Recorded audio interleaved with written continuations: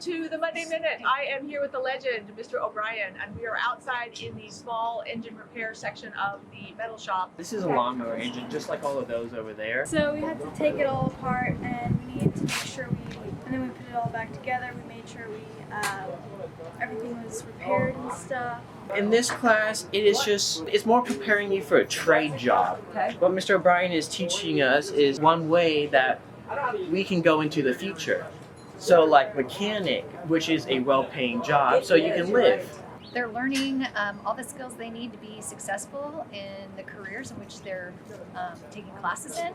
They have the skills, the employable skills, not only that, but they can find jobs that are livable wage jobs. Okay, so that's what we're doing here at the Washougal School District, at the high school specifically. We're teaching teamwork. We're teaching kids to show up on time, to work hard, have great attitudes, and be productive citizens. So yay, and thank you, Margaret. Thank you.